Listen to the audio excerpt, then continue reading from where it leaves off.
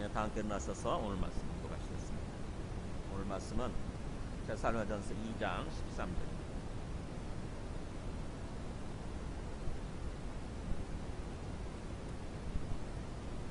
신약기 329쪽 데살로니가전서 2장 13절에서 마지막 20절까지 저희 나누시고 읽어가시겠습니다. 이러므로 우리가 하나님께 끊임없이 감사함은 너희가 우리에게 들은 바 하나님의 말씀을 받을 때에 사람의 말로 받지 아니하고 하나님의 말씀으로 받음이니 진실로 그러하도다.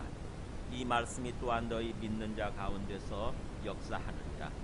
형제들아, 너희가 그리스도 예수 안에서 유대에 있는 하나님의 교회들을 본받은 자 되었으니 그들이 유대인들에게 고난을 받은 것 같이 너희도 너희 동족에게서 동일한 고난을 받았느니라.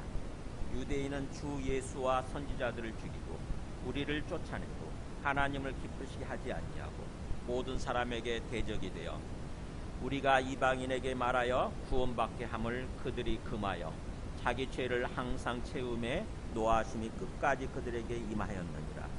형제들아, 우리가 잠시 너희를 떠난 것은 얼굴이요 마음은 아니니 너희 얼굴 보기를 열정으로 더욱 힘썼노라. 그러므로 나 바울은 한 번, 두 번 너희에게 가고자 하였으나 사탄이 우리를 막았도다. 우리의 소망이나 기쁨이나 자랑의 면류관이 무엇이냐? 그가 강림하실 때 우리 주 예수 앞에 너희가 아니냐? 너희는 우리의 영광이요 기쁨이니라. 아멘.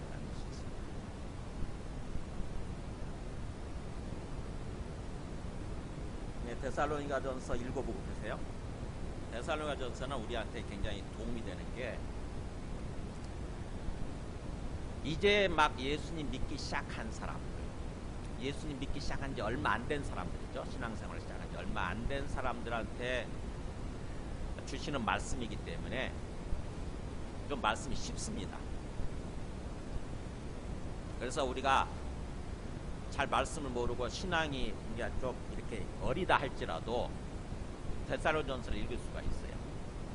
그래서 데살로니가전서를 통해서 우리 신앙생활의 전반적인 계획에 대해서 우리가 알 수 있는 전반적인 그림을 그릴 수 있습니다. 예수 믿는다는 게 뭔지, 예수 믿고 구원받는다는 게 뭔지, 예수 믿고 구원받았으면 궁극적으로 우리가 어디에 이르게 되는지, 그리고 또 그날이 이르기까지 우리가 이 땅에서는 어떤 삶을 살아야 되는지, 어떤 식으로 신앙생활을 해야 되는지 이걸 알 수 있게 해줍니다. 그래서 이렇게 어떻게 보면 어떤 그 예수 믿고 구원받고 신앙생활 하잖아요. 믿음 안에서 삶의 신앙생활 하니까 그 믿음 안에서 삶을 살아가는데, 신앙생활 하는데 굵직굵직한 주제들이 있는 거죠. 그걸 알 수 있게 됐어요. 그래서 그 데살로니가 전후서를 통해서 그 그림이 우리 마음에 그려지게 되면은 우리가 지금 어디를 향해서 가고 있는지, 또 그러면서 내 현재 위치는 어딘지 이걸 알 수 있게 돼요. 우리가 지하철역에 들어가면은 어떤 그 내가 어디로 가야 될지를 이렇게 알 수 있게 해주는 어떤 지도가 있잖아요. 지도. 그래서 항상 우리가 지도 앞에 서서 이렇게 방향을 가늠 잡지 않습니까? 그래야 우리가 엉뚱한 문으로 안 나가잖아요. 엉뚱한 출구. 그렇듯이 우리가 예수님 믿고 이 땅에서 삶을 사는데 그 시간이 몇십 년이잖아요. 근데 전체적인 것을 그림이 없으면, 전체적인 그림이 우리 마음속에 없으면은 방황하게 됩니다. 예수님 믿고 구원받았다고 그러면서도 방황하게 돼요. 어떻게 살아야 될지, 무엇을 향해서 내가 지금 가고 있는지, 어디를 향해서 가고 있는지 그걸 모르고 방황하게 돼요. 굉장히 혼란스러워합니다. 세상에서 들려오는 수많은 어떤 그런 뉴스들이, 수많은 어떤 이야기들이 있잖아요. 그 이야기를 들으면 더욱더 헷갈려요. 내 삶의 어떤 방향과 목표를 잃어버리게 돼요. 근데 이 전체적인 신앙생활의 어떤 그 그림이 우리 마음속에 있으면은 어떤 얘기를 들어도 우리가 헤매지 않게 됩니다. 방향이 뚜렷해요. 우리가 어디를 향해서 지금 가고 있는데 이런 어떤 일들이 닥치는 거죠. 어떤 이런 상황이 펼쳐지는 거예요. 그러면은 전체적인 것을 알고 있으면은 가다가 어떤 그 돌뿌리가 나타나고 어떤 웅덩이가 나타나도 그것 때문에 막 우리 마음을 빼앗기고 힘들어하고 그러지 않게 됩니다. 나는 분명히 어디를 향해서 가고 있고 거기에 도달하게 될 것이기 때문에 지금 그 과정에서 이런 어떤 조그만 돌뿌리, 조그만 웅덩이 이건 아무것도 아닌 거죠. 그래서 전체적인 어떤 그림, 우리의 인생의 방향 이거를 아는 게 중요해요. 철학자들이 뭘 가지고 철학하는 줄 아세요? 인생에 대해서 인생에 대해서 궁금하게 여기면서 생각하는 거거든요. 그게 철학자들이잖아요. 죽음 앞에 서게 되면은 철학을 하게 돼요. 우리 모두가 철학자가 됩니다. 죽음 앞에 서게 되면 죽음 앞에 한번 서보면은 우리 모두가 철학자가 돼요. 내 인생이라고 하는 게 내가 어디서 와서 어디를 향해서 가고 있는가. 그거 궁금하잖아요. 내가 어디서 와서 어디를 향해서 가고 있는가. 지금 현재 나의 위치는 어딘가. 근데 성경에 그 답이 있는 거죠. 우리가 어디서 와서 어디를 향해서 가고 있는지, 그리고 현재 나의 위치는 어딘지, 현재 내가 어떤 삶을 살아야 되는지, 그 답이 이 성경의 답입니다.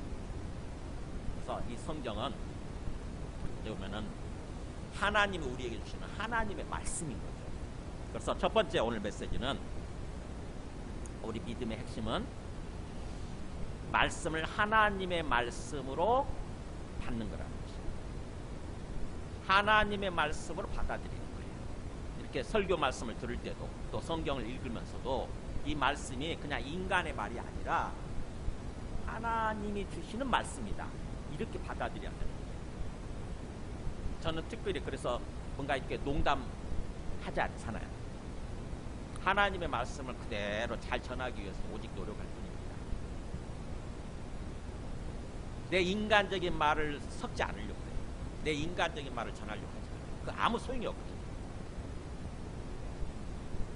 그래서 우리가 이 하나님의 말씀, 물론 사람이 기록했죠. 이 데살로니가전서만도 사도 바울이 기록한 거잖아요. 사도 바울이 데살로니가 교회에 쓴 편지인데, 근데 그게 사도 바울의 인간적인 개인적인 이야기가 아니라 하나님이 주시는 말씀, 하나님이 데살로니가 교회 성도들을 향해서 주시는 그 말씀을 사도 바울이 그걸 기록했다고 하는 거죠. 그렇게 말씀을 들으면서 하나님의 말씀으로 인정을 하고 하나님의 말씀으로 믿고 하나님의 말씀으로 받아들이는 것, 이게 중요하다고 하는 거예요. 13절 보세요.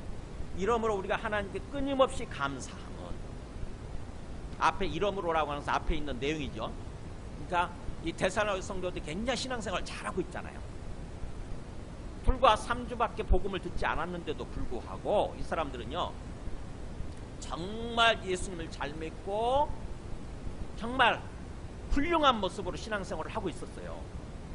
그걸 세 가지로 표현했잖아요. 믿음의 역사, 사랑의 수고, 그 다음에 소망의 인내, 이렇게 표현했지 않습니까? 믿음의 역사 뭐예요? 정말 살아계신 하나님을 믿고 오직 하나님을 경배하면서 살고 있었다고 하는 거죠. 모든 우상을 다 버리고, 그것들은 다 가짜십니다. 그래서 다 우상을 다 버리고 오직 여호와 하나님만이 진짜다. 여호와 하나님만이 살아계신다. 진짜 하나님이시고 살아계신다. 그걸 믿고 그러니까 하나님께 경배하면서 예배드리면서 그렇게 살고 있었다고 하는 거예요. 그게 믿음의 역사예요. 그 다음에 또 사랑의 수고는 뭐냐? 하나님께서 우리에게 바라시는 삶이 사랑하는 삶이라고 하는 거죠. 내 개인적으로 이기적으로 나만 알고 나만을 위해서 사는 것이 아니라 사랑하는 삶을 살길 원하세요. 하나님께서 하나님 사랑하고 또 이웃 사랑하고 형제 사랑하고. 근데 데살로니가 성도들은요 놀랍게도 그런 삶을 살고 있었다고 하는 거예요. 정말 뭔가 더 이상 뭐라고 얘기할 수가 없을 만큼 훌륭하게 형제들 사랑하는 삶을 살고 있었다고 하는 거죠. 그 다음에 소망의 인내는 뭐냐면은 또 언젠가 예수 그리스도께서 다시 오셔서 우리가 그 앞에 서게 될 것을 소망하는 거죠. 그날을 소망하면서 인내하는 삶을 살고 있었다고 하는 것입니다. 그런 식으로 데살로니가 성도들은 정말 훌륭하게 정말 잘 믿고 제대로 신앙생활을 하고 있었어요. 그것을 놓고 사도 바울이 너무 감사한 거죠. 우리가 하나님께 감사합니다. 끊임없이 기도하면서 감사를 드리는 거죠. 근데 그렇게 된 게 그 뿌리가 뭐냐? 바로 말씀이 있었다고 하는 것입니다. 우리가 하나님께 끊임없이 계속해서 감사하는 것은 너희가 우리에게 들은 바 하나님의 말씀을 받을 때에 사람의 말로 받지 아니하고 하나님의 말씀으로 받음이니 진실로 그러라. 그러니까 사도 바울이 전하는 복음을 들으면서 사도 바울이 전하는 설교를 들으면서 이 데살로니가 성도들이 장점이 뭐냐? 이거는 인간의 말이 아니다. 사도 바울이 개인적으로 주는 어떤 그런 인간적인 말이 아니라 사도 바울을 통해서 하나님이 내게 주시는 하나님이 주시는 말씀이다. 이렇게 받아들였다는 거죠. 그리고 그것은 진실로 그렇다는 거죠.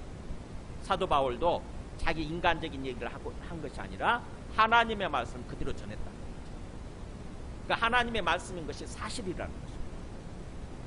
그래서 그렇게 그 말씀을 그렇게 받아들였을 때 이 말씀이 너희 믿는 자 가운데에서 믿는 자 안에서 이런 뜻이에요. 믿는 자 그 심령 속에서 마음 속에서 역사하느니라. 역사한다는 것은 일한다 뜻이에요. 우리 에너지란 말 아시죠? 에너지. 그 영어 에너지가 어떤 그 힘이고 뭔가 활동하는 거잖아요. 이렇게 운동력 있다고 하잖아요. 일을 하는 활동력이 힘이 있는 거. 역사한다는 말이 그 단어예요. 에너지기용을 해가지고 일을 하는다. 뭔가 변화를 일으킨다는 거죠. 하나님의 말씀으로 받아들일 때, 하나님의 말씀으로 이렇게 믿을 때 우리 마음속에서 그 말씀이 죽어 있는 것이 아니라 그 말씀이 살아서 꿈틀거리면서 역사한다는 거예요. 그러니까 우리가 그냥 말씀을 대충 인간의 말로 듣고 한때 그냥 웃고 어떤 즐기고 끝나는 그런 말씀이 아니라 이건 내가 정말 명심해야 되는 마음속에 정말 간직해야 되는 그런 하나님이 주시는 말씀이다. 이렇게 생각할 때에 그 말씀이 살아서 역사하는 거죠. 우리 마음속에 뭔가 생명을 주시고 그 다음에 또 기쁨을 주시고 나를 변화시키시고 그렇게 되는 거예요. 그래서 말씀이 중요한 거죠. 우리가 신앙생활의 출발이 말씀이잖아요. 그죠? 예수님을 믿게 된 게 뭐예요? 하나님의 말씀을 듣고 복음을 듣고 그렇게 믿기 시작한 거잖아요. 그러니까 믿음의 출발도 말씀이었고 나중에 우리를 이끌어가는 것도 말씀이에요. 그래서 우리가 이렇게 정기적으로 일주일마다 정기적으로 나와서 이렇게 말씀을 듣는 이유가 그거예요. 말씀이 우리 마음속에 있어야 말씀이 이끌어가니까. 말씀이 이끌어가니까. 우리 마음속에 말씀이 없으면은요 뭐가 이끌어갑니까? 내 인간적인 생각, 육신이 이끌어가죠. 육신. 그 어디를 향해서 이끌어가냐? 죽게 만들어요. 파멸이에요. 우리 인생을 파멸로 이끄는 거예요. 우리의 생명을 멸망으로 이끄는 거예요. 죽음으로 이끄는 거예요. 육신이라고 하는 것은. 근데 말씀이 내 안에 있으면은 그 말씀이 이끌어가는 거예요. 성령께서 그 말씀을 이용해서 말씀을 사용하셔서 성령께서 그 말씀대로 이끌어가는 거예요. 그것을 위해서 성령이 우리 안에 아예 와 계시는 거죠. 우리가 성령 충만하기를 바라지 않습니까? 성령 충만해야 우리 마음에 평안이 있고 기쁨이 있고 우리 안에 능력이 있으니까. 근데 그 성령 충만하려면 바로 말씀이 있어야 돼요. 그래서 하나님의 말씀으로 받는 사람들은 항상 이 성경 말씀을 굉장히 귀하게 여기시죠. 귀하게 여기게 되죠. 함부로 취급하지 않고 항상 하나님의 말씀을 막 가슴에 듣고 다니는 거예요. 어떻게 보면. 저는 진짜 그렇거든요. 이 성경. 화장실을 갈 때나 무슨 어떤 그 전철을 탈 때나 절대로 저는 성경 그냥 갖고 하지 않습니다. 항상 성경 갖고 다녀요. 근데 제가 노예에도 참석해보고 총회에도 참석해보고 목사님들인데도 불구하고 성경책을 안 갖고 오더라고요. 예배 시간이 있거든요. 반드시 예배 드리는데 성경책을 안 갖고 와요. 다들 요즘 편의주의에 빠져가지고 그냥 핸드폰 켜면 말씀이 있습니다.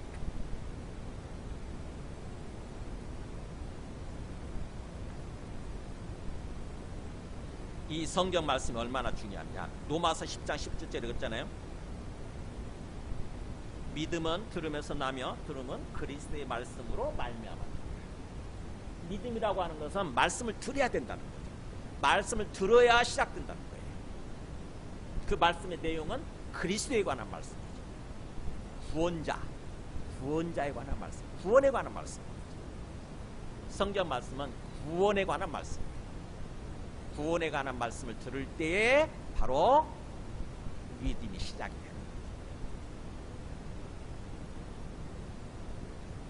그래서 베드로 사도도 베드로전서 2장 2절에도 이렇게 권면해요.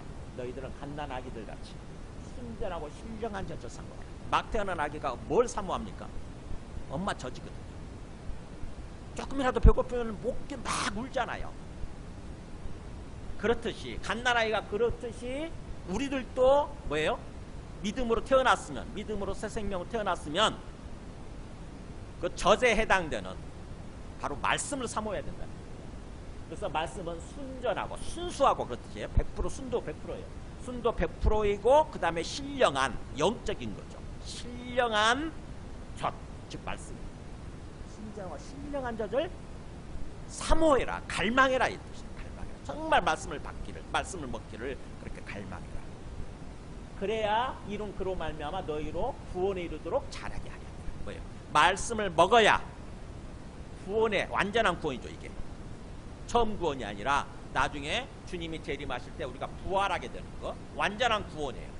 부활해서 천국에 들어가는 거. 그래서 완전한 구원에 이를 때까지 잘하도록 돼 있다는 거죠. 우리 생명이 잘하게 돼 있다는 것입니다.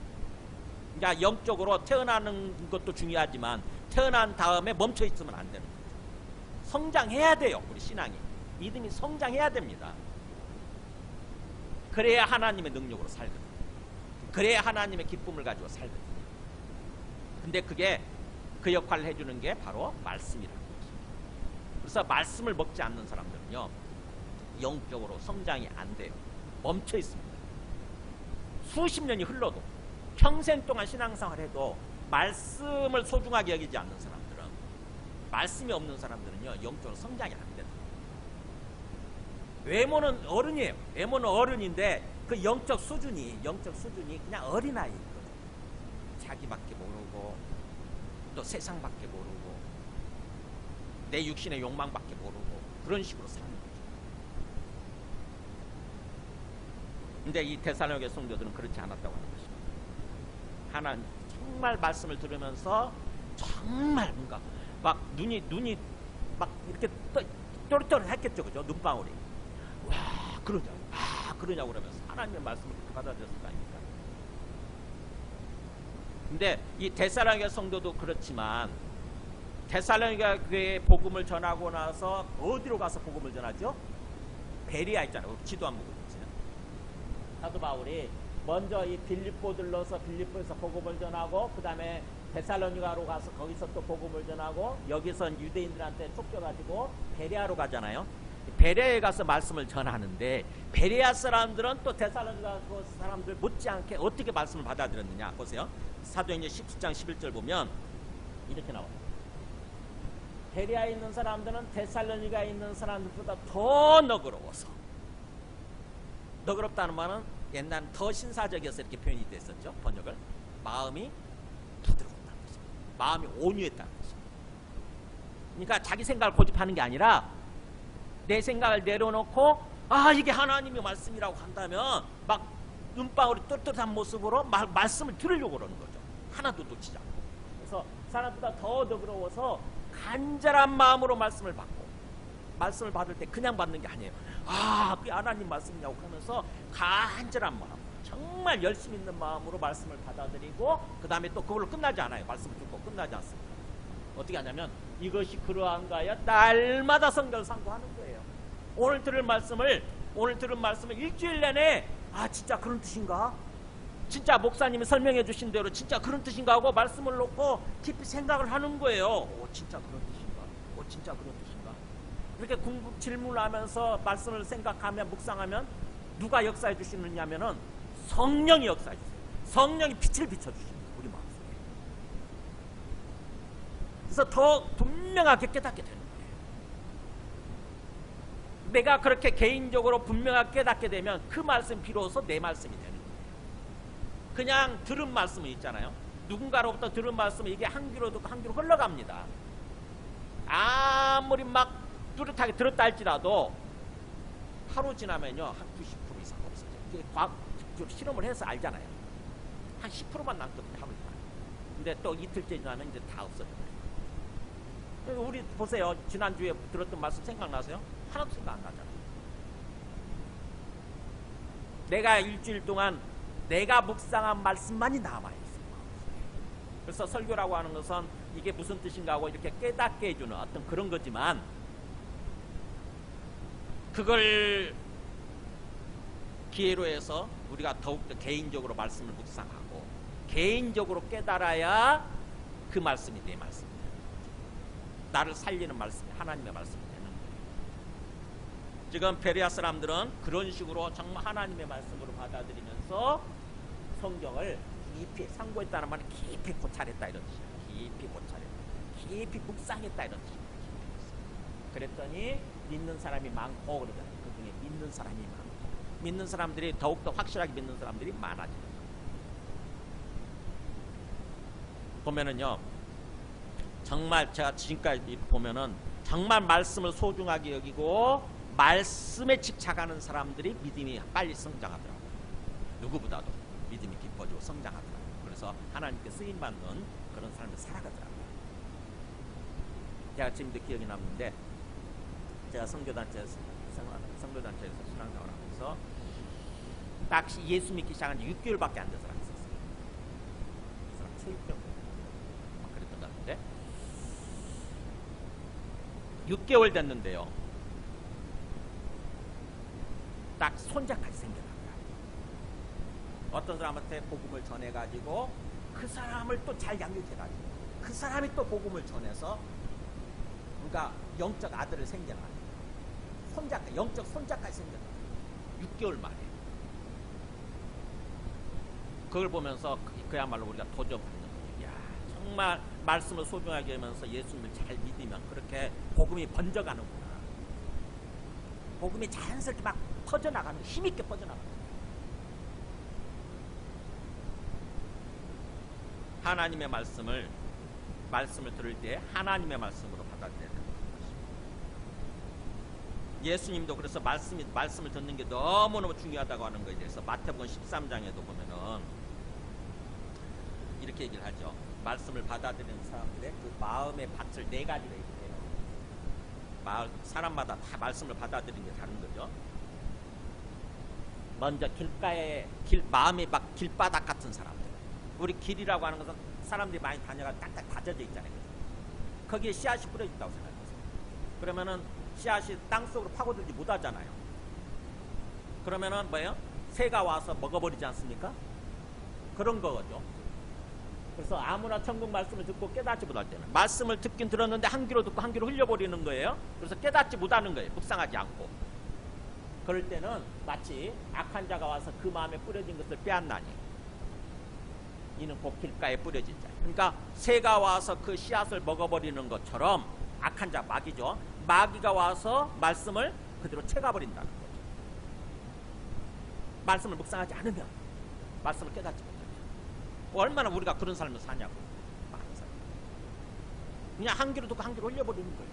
그러면은요 마귀가 그 말씀 들었던 말씀 그대로 다 채가버리는 거예요. 보면은 그런 거 있잖아요. 보면은 시큰 말씀을 듣고 나 참 은혜롭다, 은혜 받았다 이런 생각을 했는데 주차장에 나와서 차 타고 가려고 그러면서 뭐예요? 주차장에서 싸우는 사람도 있잖아요. 바로 주차장에 나와서 사람들하고 싸우는 사람이 있어요. 그럼 뭐예요?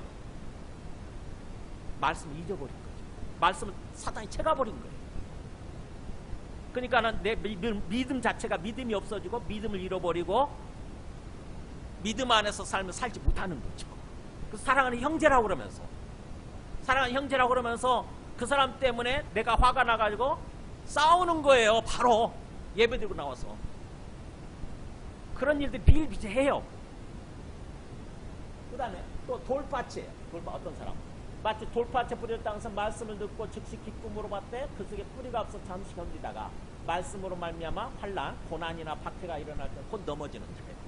뭐 그런 거죠. 말씀을 받을 때는 기쁨으로 받아요. 와.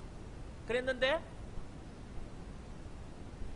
깊이 묵상하지 못하고 그래서 말씀이 뿌리를 내리지 못하게 되면 내 마음속에 뿌리 내리지 못하게 되면 조그만 어떤 고난, 조그만 어려움이 닥치면 그것으로 말미암아 곧 넘어지는 사람. 아까 주차장에 싸우는 그런 사람이죠. 그 다음에 세 번째 또 봐서 가시떨기. 우리가 밭에서 이렇게 씨앗을 뿌리다 보면은 주변에 이렇게 어떤 풀숲 같은 게 있잖아요. 가시떨기 밭에 뿌려지는 씨라고 생각했어요. 그러면 일단은 거기는 잘 자라나죠. 가시떨기에 뿌려졌다는 것은 말씀을 들으나 잘 자라고 뭔가 그러는 같은데 세상의 염려와 재물의 유혹에 말씀 맡겨 결실하지 못하는 자. 뭐예요? 마치 씨앗이 잘 자라나긴 하지만 그 가시떨기 물 때문에 결국에는 어떤 그 열매를 맺지 못하게 되잖아요.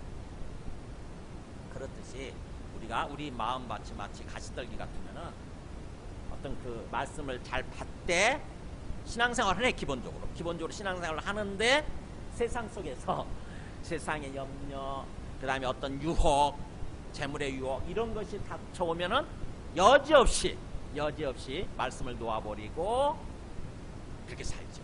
말씀보다는 그게 더 중요하거든. 우리 많은 사람들이 어쩌면 가시떨기 밭일 수도 있어요. 그 다음 마지막 좋은 땅에 뿌려졌다는 것은 말씀 듣고 깨닫는 자예요. 주님의 평가예요.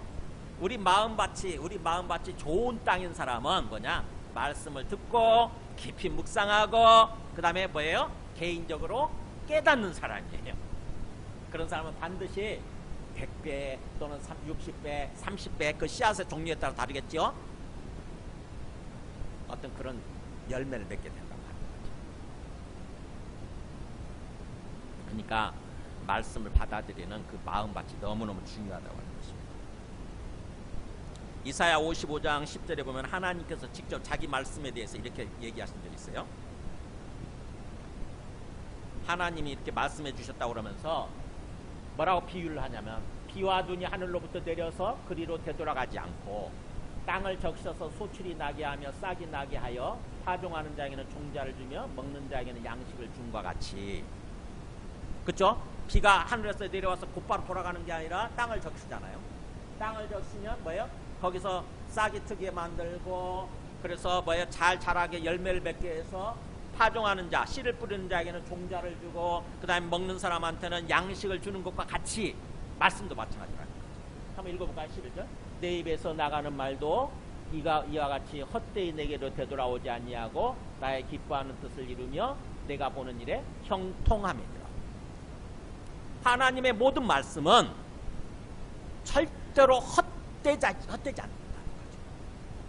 우리가 그 말씀을 받아들이는 한 그 말씀은 반드시 하나님의 뜻을 이루게 되어 있다는 것입니다. 그러니까 하나님이 그냥 쓸데없이 농담 따먹기로 주시는 말씀이 아니라는 거죠. 하나님은 어떤 계획을 가지고 어떤 목적을 가지고 뜻을 가지고 말씀해 주시는 거예요. 그러면 그걸 사람이 그걸 받아들이게 되면 반드시 하나님의 뜻을 이루게 되어 있다는 거죠. 하나님의 뜻은 뭘까요? 우리를 구원의 삶으로 인도하는 거예요. 생명이 넘치고 기쁨이 넘치는 그런 구원으로 인도하고자 말씀을 주시는 거예요. 그 말씀 받아들이게 되면 그렇게 하나님이 기뻐하시는 뜻을 이루며 하나님이 보낸 일 사명이죠. 사명을 부여해서 보냈는데 거기 그대로 형통하게 잘 나가게 돼 있다는 거죠. 반드시 뜻을 이루게 돼 있다. 그러니까 여기에 있는 우리 성경 말씀은 전부 다 하나님의 말씀. 하나님의 어떤 뜻이 계획이 담긴 하나님의 말씀. 중요한 것은 내가 그 하나님의 뜻이 하나님의 계획이 내 안에서 내 인생 속에서 이루어지기 위해서는 내가 그거를 하나님의 말씀으로 받아들입니다. 아무리 그게 하나님의 말씀이고 하나님의 뜻이 담겨있다 할지라도 내가 받아들이지 않으면 내 안에서는 그게 일어나지 않는 거예요. 그걸 받아들이는 사람에게 일어나는 거죠. 마지막 히브리서 4장 12절 보면 히브리서 기자 이렇게 하죠. 뭐라고 했습니까? 하나님의 말씀은 살아있고 활력이 있다 이렇게 나와요. 이 활력이 바로 뭐냐? 아까 그 역사라고 하는 단어와 같은 단어예요. 옛날에는 운동력이 있어 이렇게 번역돼 있었죠. 활력, 살아있다. 살아있고 일하는 힘이 있다는 거죠. 변화시키는 힘이 있다는 것이죠. 하나님 말씀. 중요한 것은 내가 그 말씀을 하나님의 말씀으로 받아들이는 것. 그래서 내 안에서 뭔가 일을 일으키고 뭔가 변화를 일으키고 그렇게 역사하도록 하는 것. 근데 데살로니가 성도들은 그랬다고 하는 거죠. 참 놀랍죠 이게. 저는 계속 뭔가 궁금해요. 이 사람 도대체 어떻게 들었길래 어떤 사람들이길래 이렇게 불과 3주밖에 복음을 듣지 않았는데 이런 식의 태도가 나올까. 그 다음에 두 번째 메시지입니다. 14절부터 16절까지 보면은 이 사람들의 그렇게 하나님의 말씀을 잘 받아들여서 신앙생활을 잘하고 있음에도 불구하고 현실은 고난받는 현실이라. 고난을 받고 있었습니다. 고난이 없는 어떤 그런 삶이 아니라 고난을 받고 있었다고 하는 거죠. 벌써 14절 보면 형제들아 너희가 그리스도 예수 안에서 유대에 있는 하나님의 교회들을 본받은 자 되었으니 유대에 있는 하나님의 교회들 예루살렘 교회죠. 예루살렘의 교회들을 본받은 자 되었으니 그들이 유대인들에게 고난을 받은 것 같이 너희도 너희 동족에게서 동일한 고난을 받았느냐. 그러니까 유대에 있는 예루살렘 교회도 유대인들한테 고난을 받았지요. 유대인들이 엄청나게 고난을 줬어요. 사실은 유대인들이 예수님을 받아들이지 못하니까, 예수님을 믿지 못하니까 예수님을 전하는 사람들을 박해한 거죠. 그들이 어떤 고난을 했느냐? 15절에 나오죠. 유대인은 주 예수와 선지자들을 죽이고, 먼저 예수님을 죽였죠. 그분이 주님이신데, 메시아 그리스도이시고 주님이신데 그분을 몰라보고 죽였어요. 그렇지만 예수님이 이제 부활하셔서 3일 만에 부활하셔서 자기가 주님이라고 하는 것을 이렇게 증명해 주셨지만, 어쨌든 예수를 죽이더니 그 다음에 또 누구를 죽이냐? 그 예수를 전하는 선지자들 또 죽이고, 하나님을 대표하는, 하나님을 대변하는 사람들이잖아요. 선지자들이라는 게, 그죠? 하나님을 대신하는 사람들이거든요. 근데 그 선지자들 죽여. 그 다음에 또 선지자들 죽일 뿐만 아니라 또 예수를 전하는, 복음을 전하는 우리를 또 쫓아내고 박해하고, 결국 그래서 그 사람들은 하나님을 절대로 기쁘게 하지 않고 모든 사람에게 대적이 되었다고 하는 거죠. 심지어는 우리가 이방인에게 말하여 구원받게 함을 그들이 금하고, 이방인들한테 복음을 전해서 이방인들도 구원받게 해야 되는데 그게 유대인들한테 부여된 사명이잖아요. 그죠? 하나님의 유대인들을 왜 택했어요? 먼저 그들한테 말씀을, 복음을 위임을 해서 그들이 복음을 전해서 세상의 모든 사람들을 구원하라고, 세상 모든 사람들을 구원하라고 하나님의 일꾼으로, 하나님의 심부름꾼으로 택한 거거든요. 근데 그 사람들이 신기하게도 뭐예요? 그 하나님을 믿는다고 하는 사람, 자꾸 입만 열면 여호와 하나님을 찾는 사람들이 엉뚱한 짓을 하고 있는 거예요. 이방인들한테 복음 전하는 것을 막어. 그러니까 하나님을 위해서 보실 때 얼마나 어떻게 보면 마음이 한심하고 마음이 아프시겠습니까? 아니, 저것들을 내가 택해서 세상을 구원하라, 세상을 구원의 길로 인도하라고 그랬더니 오히려 그걸 막네, 그걸 방해를 해. 그래서 그들이 금하여 자기 죄를 항상 채우네. 신기하게 자기 죄를 항상 채우매 결국 하나님의 진노, 심판이죠. 하나님의 노하심이 끝까지 그들에게 임하였는 겁니다. 참 신기하죠.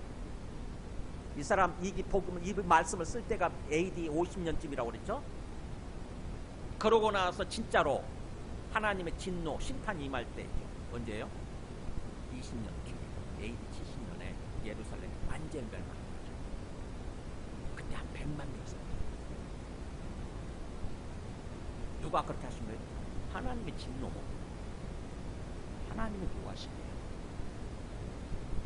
그러니까 제대로 성경을 읽는다고 그러면서도 그 사람들 구약을 많이 읽잖아요. 얼마나 그들도 안식일이면 토요일날 안식일이 되면 계속 회당에서 예배드리고 그런 사람들 아닙니까? 그리고 어릴 때부터 성경을 달달달 외우게 만들고 성경만 외우는 것이 아니라 뭣도 외우냐면은 구전율법이라고 그러죠. 구전율법 미시나 그걸 탈무드로 이렇게 나오지 않았습니까?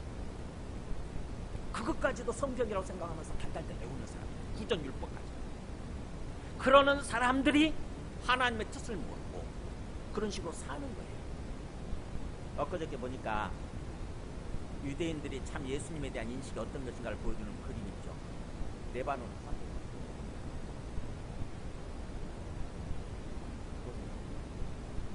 상 이거 보니까 더 충격받았는데 예수님의 상을 쓰러뜨려가지고 망치로 예수님 머리를 치는 거예요. 이스라엘 군인이 엊그저께 일어난 일이에요. 다들 난리 났어요. 완전 죽였어요. 이스라엘 저것들 뭐야 저거.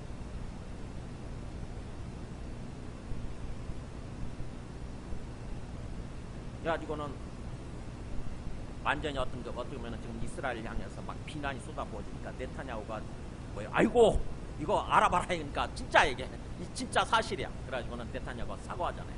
이거 우리가 잘못한 거다. 우리가 전쟁을 하지만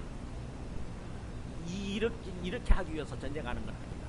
그래서 사과하고 그 사람들이 뭔가 이렇게 그렇게 한 사람 군인을 처벌하고 뭔가 배상하겠다.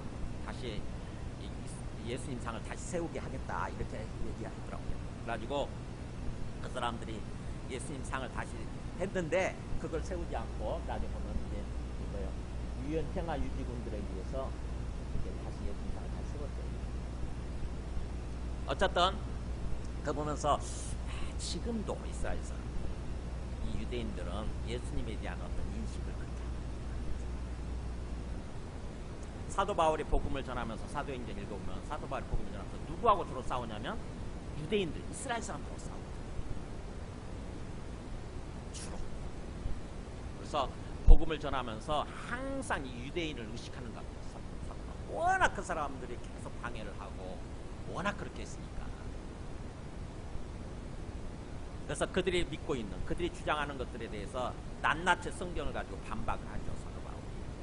그들은 할례를 주장을 했는데 할례 아니다. 겉에 할례는 그야말로 믿음으로 인침받은 거, 믿음으로 저기 한 거를 인침, 도장 찍는 것에 불과하다. 마음의 할례가 중요하다. 마음의 할례. 또 율법이라고 하는 것은 우리가 살아갈 삶의 목표를 얘기해주고 그것을 제대로 행하지 못하니까 우리가 죄인이라고 하는 거, 죄가 뭔지를 이렇게 깨닫도록 하기 위해서 율법을 주셨다. 이제는 믿음이 더 중요하다. 율법보다. 믿음이 있을 때 율법도 이렇게 우리가 제대로 지킬 수 있게 되는 거다. 그래서 율법과 믿음을 비교하면서 얘기를 하죠. 사도 바울이 보고 제가 요즘 또 노마서를 깊이 묵상하면서 그렇게 사도 바울 그랬구나. 사도 바울이 전한 복음 바로 이거구나 이런 생각이.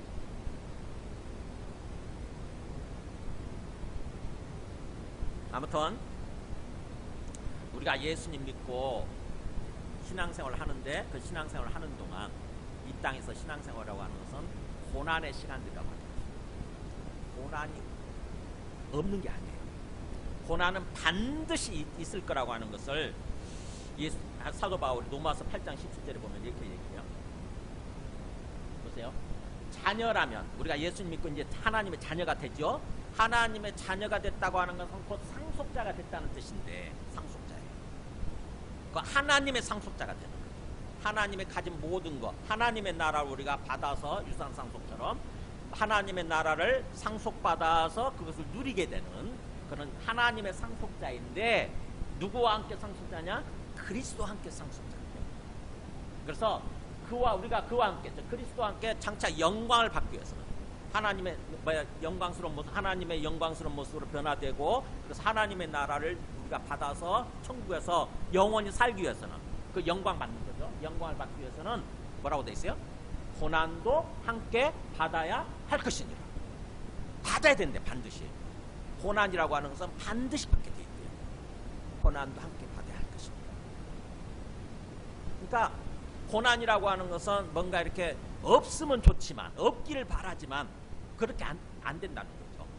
이 땅에서 신앙생활하는 동안 고난이라고 하는 것은 반드시 있게 된다는 거예요. 하나님 그걸 허락하시는 거예요. 하나님이 고난을 주는 게 아니고 하나님이 허락하시는 거예요. 왜냐하면 그 고난이 우리한테 필요하니까. 왜 필요할까요? 사실은 고난을 통해서 하나님 우리를 빚어가게 원하시는 거예요. 고난이 있어야 비로소 우리 마음이 내려놓아지게 되고 내 주권을 내려놓게 되거든요. 내가 내 마음대로 될 줄 알았는데 살아보니까 그게 안 되잖아요. 그죠?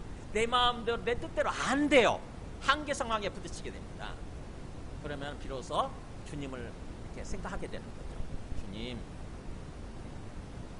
주님이 계셨네. 주님이 계셔야 되겠네요. 주님이 내게 은혜를 베풀어 주셔야 되겠네요. 주님을 찾게 되는 거예요. 그렇게 되도록 하기 위해서 고난을 허락하시는 거예요. 그러니까 고난은 없을 수 없다는 거죠. 그래서 그러면서 생각하는데 현재의 고난은 장차 우리에게 나타날 영광과는 비교할 수 없다. 그러니까 지금 고난이 닥치게 되면 우리는 그 고난에 압도당하지 않습니까? 그래가지고는 마치 고난 때문에 내 인생이 망할 것처럼 내 전부가 망할 것처럼 이렇게 생각하기 쉬운데 사실은 장차 우리가 받을 영광에 비하면은 이 고난이라고 하는 지극히 작은 것입니다. 지나가는 겁니다. 이 힘든 시간은 지나가는 거예요.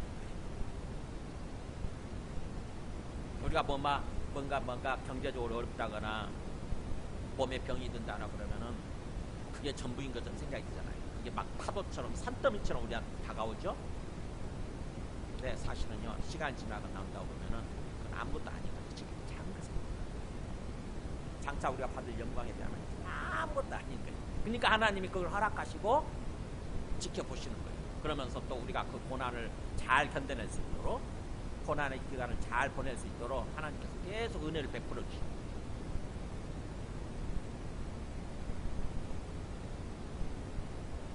고난에 대한 어떤 그 우리의 생각이, 고난을 딱 당하게 되면은요, 뭐 올 게 왔네 이렇게 생각하면 돼요. 요한복음 16장 33절에 그렇죠. 예수님이 자기 삶을 마무리할 때, 요한복음 16장이니까 마무리할 때쯤 이렇게 얘기해요. 이것을 너희에게 이르는 것은 너희로 내 안에서 평안을 누리게 하리 합니다. 그러니까 내 안에서 앞으로 삶을 살 때 평안하게 살도록 하기 위한 거라는 거죠. 그러면서 뭐라고 그래요? 세상에서 너희가 환난을 당하나, 고난이죠. 세상에서 너희가 고난을 당하나 뭐라고 그래요? 담대하라. 흔들리지 마 이거예요. 흔들리지 마. 담대하라. 확신을 갖고 힘있게 살아. 그냥 담대하라. 왜냐하면 내가 세상을 이겼다. 내가 세상을 이겼어요. 세상의 어떤 고난, 그 고난을 일으키는 어쩌면 사단의 세력, 마귀 세력을 내가 이겼다. 그러니까 나와 함께 너희도 이길 수 있어 이거예요. 나를 찾으면 나와 함께 그 고난을 얼마든지 극복할 수 있어. 이겨낼 수 있어. 이거예요. 힘있게 생각. 담대하라는 거예요. 절대로 흔들리지 말고. 조금만 그 고난 때문에 두려워하고 무서워하고 그러지 말고 담대한 생각을 가지라는 거죠. 산상수훈을 얘기하면서 예수님이 그렇게 말씀하신 적이 있어요. 마태복음 5장 11절 10절 보면 예수님 때문에 고난을 당할 거라고 하면서 나로 말미암아 너희를 욕하고 박해하고 거짓으로 너희를 거슬러 모든 악한 말을 할 때, 이게 고난이잖아요. 예수님 믿는 신앙 때문에 막 우리가 욕을 먹고 사람들이 박해하고 핍박하고 그다음 막 모든 악한 말을 막 해요. 거짓말 섞어가지고 거짓말을 하고 막 악한 말을 해요. 그래서 어떻게든지 나를 어떻게 보면 떨어뜨리려고, 넘어지게 하려고, 무너뜨리려고. 그럴 때 오히려 뭐라고 그래요? 그때는 사실 너희가 고난받는 시간이 사실 너희에게 복이 있다고 해요. 복이 있다. 어떻게 보면 하나님의 특별한 은혜가 임하는 시간일 수 있다는 거죠. 그래서 기뻐하고 즐거워하라 그래요. 기뻐하고 즐거워하라. 고난인데 기뻐하고 즐거워하라. 왜냐하면 하늘에서 너희 상이 큼이라. 이 고난을 견뎌내는 시간 동안 하나님의 특별한 은혜가 부어지고 고난의 시간을 통과했을 때 하나님이 우리에게 베풀어주는 상급이 하늘에서 주시는 상이 크다는 거죠. 그러면서 너희 전에 있던 선지자들도 너희보다 앞서 걸어갔던 믿음의 선배들도 다 똑같았다. 그같이 다 똑같이 박해받는다. 똑같이. 사실은 예수님이 그렇게 박해받으셨잖아요. 이 땅에 오셔서. 하나님의 아들이신데도 불구하고 예수님이 먼저 핍박과 그 고난받는 것과 그것을 고난을 극복하는 그 모범을 보여주신 거죠. 그러니까 우리도 예수님의 뒤를 따라가면서 똑같아요. 고난받을 수밖에 없어요. 어쨌든 이 땅에서 신앙생활 하는 동안 우리에게는 고난이 반드시 있다고 하는 것. 그렇지만 그 고난받는 기간 중에도 주님이 우리와 함께 계신다고 하는 것. 주님이 나와 함께 계셔서 우리가 주님을 찾으면 또 주님께 은혜를 구하고 도움을 구하는 것입니다. 주님, 전 지금 너무 힘듭니다. 이것 때문에 너무 마음이 힘들고 너무 힘듭니다. 살기 힘듭니다. 주님 도와주세요. 내한테 은혜를 베풀어 주세요. 그러면 주님이 은혜를 베풀어 주시는 거예요. 나 혼자 그 고난을 극복하는 것이 아니라 주님과 함께 주님이 주시는 힘으로 은혜로 극복하게 되는 거예요. 주님의 은혜가 임하면은 사실은 이 고난이 작게 느껴져요. 아무것도 아닌 거죠. 그러면서 기쁨으로 이렇게 우리가 견뎌낼 수 있어요. 이 땅에서 신앙생활을 그렇게 하기를 원하시는 거죠. 마지막 그랬습니다. 마지막 사도 바울이 그렇게 얘기하죠. 그렇게 고난 가운데 있을 때, 그래서 형제들아, 우리가 잠시 너희를 떠났는데, 이 고난 때문에 떠났죠. 그렇지만 얼굴이요 마음은 아니다. 잠시 얼굴이 떠난 거지 마음은 계속 너희들과 함께 있다는 거죠. 그러면서 너희 얼굴 보기를 열정적으로 더욱 힘쓴다. 어떻게든 직접 보고 믿음을 더욱더 다지기 위해서, 더욱더 말씀을 전해서 믿음을 더욱더 굳게 하기 위해서 열정으로 그렇게 보려고 열심히 노력했다는 거죠. 한 번, 두 번. 그러므로 나 바울은 진심으로 오란 말이에요. 이게 번역에서 생략했는지 모르겠어요. 있어요, 원단에. 그러므로 나 바울은 진심으로 한 번, 두 번 너희에게 가고자 하였습니다. 그러니까 막 한 번 가고자 한 것이 아니라 두 번, 세 번 막 노력한 거죠. 그런데 그때마다 사단이 막았다는 거죠. 즉 다시 말한 거예요. 이 땅에서 삶이라고 하는 것은 영적 전쟁의 연속이에요. 사단도 가만히 있지 않습니다. 어떻게든지 우리를 넘어뜨리고 어떻게든지 우리를 다시 자기한테로 끌고 가려고 하는 거죠. 마귀한테로 다시 끌고 가려고 하는 거죠. 영적 전쟁의 연속이 이 땅에서 살고 우리가 껴있어야 됩니다. 우리는 군인이에요. 지금 전쟁하고 있는 군인들. 영적 전쟁의 연속이라고. 그러면서 궁극적으로 이 어떤 고난의 기간을 거쳐서 최종적으로 어디에 우리가 이르게 되냐면 19절이죠. 우리의 소망이나 기쁨이나 자랑의 면류가 무엇이냐? 그가 강림하실 때 우리 주 예수 앞에 너희가 아니냐. 너희는 우리의 영광이요 기쁨이니라. 자, 최종적으로 항상 사도 바울이 이 복음을 전하면서 항상 뭘 염두에 두고 복음을 전하면 주님이 강림하실 때 주 예수 앞에 서게 될 우리예요. 주님은 반드시 다시 오신다. 주님이 다시 오시고 우리는 반드시 주님 앞에 서게 돼 있다는 것입니다. 그냥 이대로 살다가 이렇게 죽고 끝나는 게 아니에요. 지금 굉장히 힘들지만 정말 죽을 것처럼 힘들지만 그러나 반드시 이 기간이 끝나고 나면은 주님이 다시 오시고 우리는 주님 앞에 서게 된다는 거죠. 이게 최종 도착지요. 우리가 최종 가고 있는 목표예요.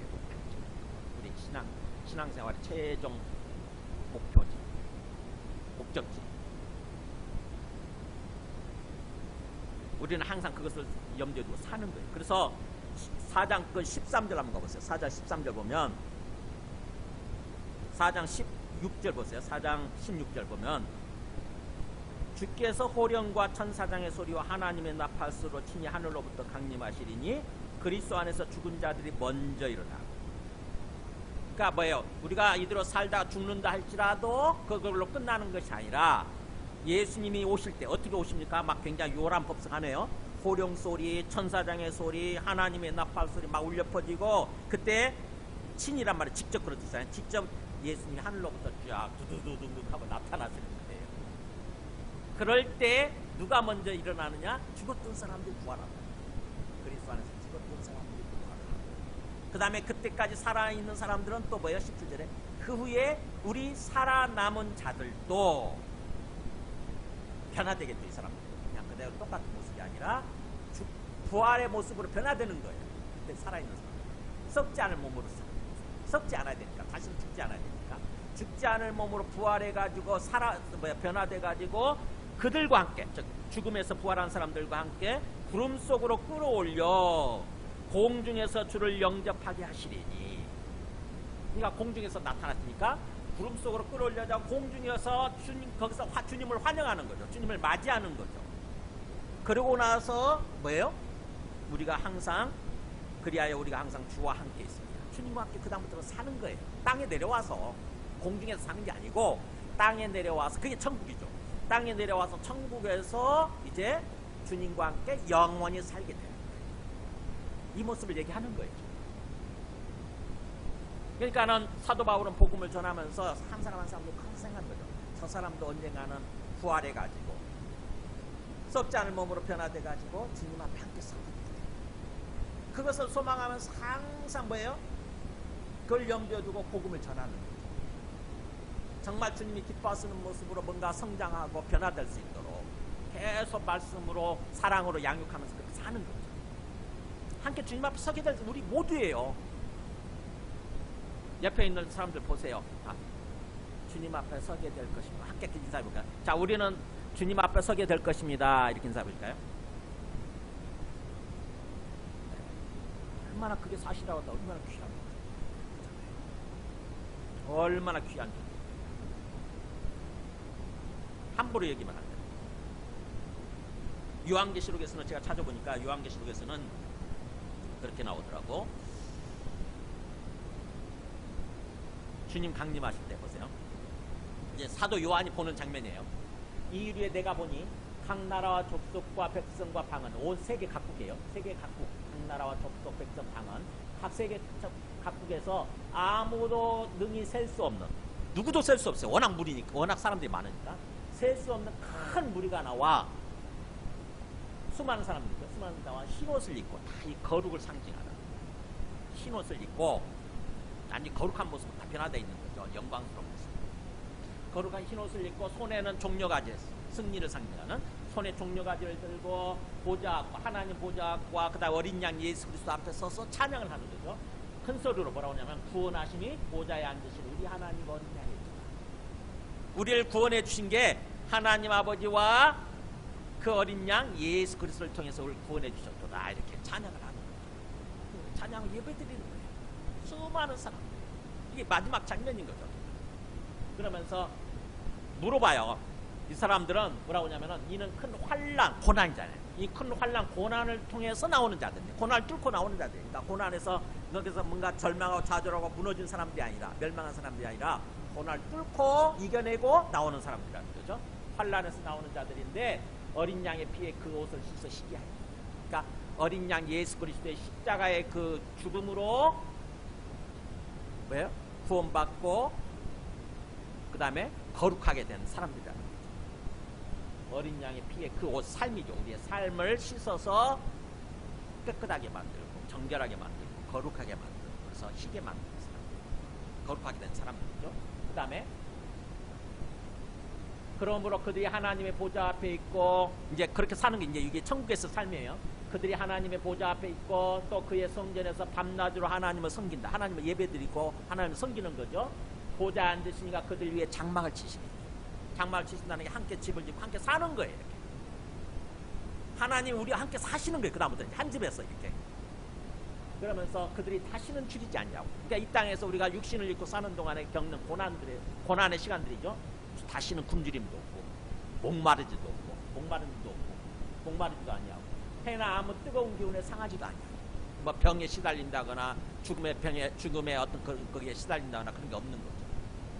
해를 입는 게 없는 거예요. 거기는 죽음이 없으니까 질병도 없고 완전히 건강한 모습으로 완전히 행복한 모습으로 영원히 사는 거죠. 그래서 이는 보좌 가운데 계신 어린 양이 그들의 목자가 되셔서 생명수샘으로 인도하시고 영원히 생명을 누리는 그 생명수샘으로 인도하시고 하나님께서 그들의 눈에서 모든 눈물을 씻어주시고 동안 힘들었지 그러면서 이제는 눈물 흘릴 필요가 없어. 여기는 눈물이 없는 곳이야. 슬픔이 없는 곳이야. 영원히 행복하고 기쁜 그런 모습을 생겼어요. 그렇게 되는 것입니다. 그러니까 여기서 지금 사도 바울이 19절에서 우리의 소망이나 기쁨이나 자랑의 면류관이 무엇이냐, 내가 품고 있는 소망, 그 다음에 내가 항상 기쁨으로 여기는 거, 그 다음에 내가 뭔가 사람들 앞에 자랑하는 어떤 자랑의 면류관이 월계관이잖아요. 달리가 마라톤에서 우승하면 월계관을 씌워줬잖아요. 그게 자랑의 면류관, 사람들 앞에 자랑할 수 있는 막 그런 어떤 월계관이죠. 그게 뭐냐?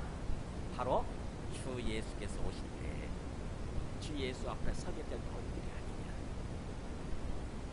사도 바울은 그 소망을 안고 복음을 전하고 사람들한테 말씀을 가르치고 말씀으로 양육하고 그렇게 하는 거죠. 마찬가지입니다. 저도 마찬가지예요. 저도 저의 소망, 기쁨, 자랑이 면류가 뭐냐면 여러분 주님 앞에 서게 될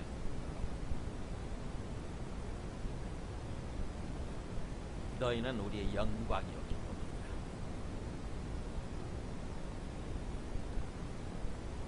그래서 이 나중에 우리가 주님 앞에 서게 될 때 항상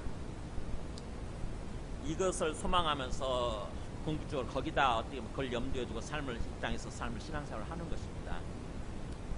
로마서 8장 29절 보면 사도 바울이 그렇게 얘기해요. 하나님 미리 아신 자들을 또한 그 아들의 형상을 본받게 하기 미리 정하셨다. 그러니까 주님이 재림하실 때 우리가 어떤 모습으로 변화되어서 주님을 맞이하냐면은 아들의 형상이에요. 하나님 아들의 형상의 모습. 하나님의 계획이에요. 미리 정하셨다면 하나님의 계획이 그렇다는 거죠. 예수 그리스도의 형상으로 우리가 변화되는 거죠. 우리의 외적인 모습이 아니라 외적인 모습은 모르겠고 내적 심령이에요. 심령의 인격이. 원래 우리가 하나님의 형상으로 지음받았잖아요. 근데 우리가 하나님을 거부하면서 즉 죄를 지으면서 거기서 멀어진 거죠. 하나님의 아들, 하나님의 형상이 아니라 짐승의 형상으로 바뀌었어요. 마귀 새끼 형상으로 바뀌었어요.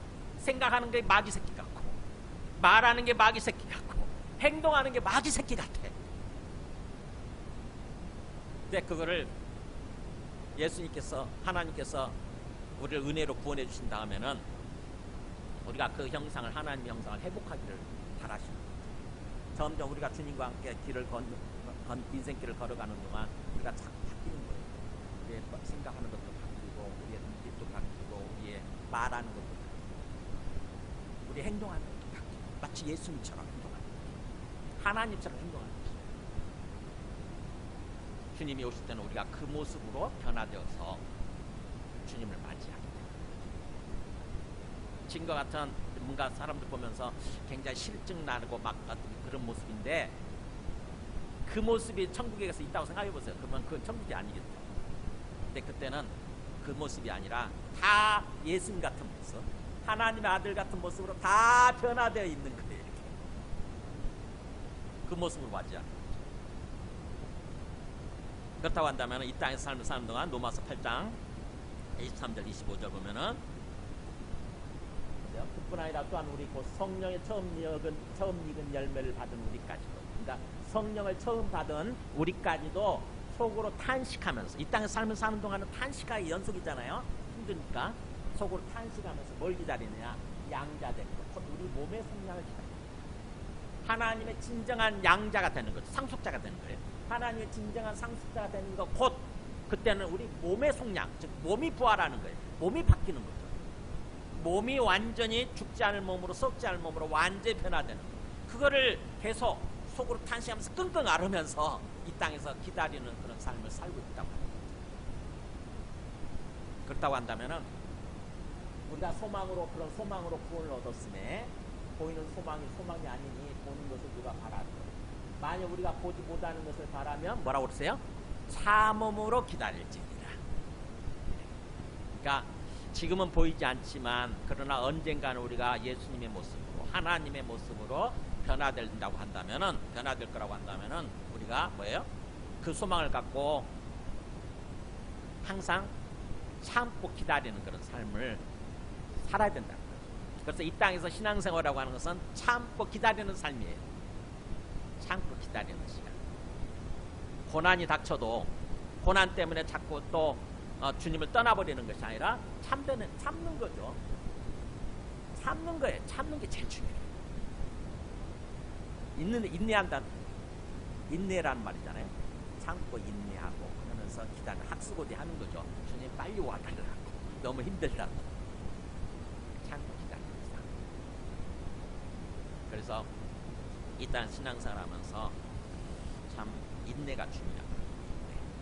고난이나 어떤 것 속에서 참고 인내하고 굴복하지 않고. 내가 만약 굴복해버리면 어떻게 되느냐?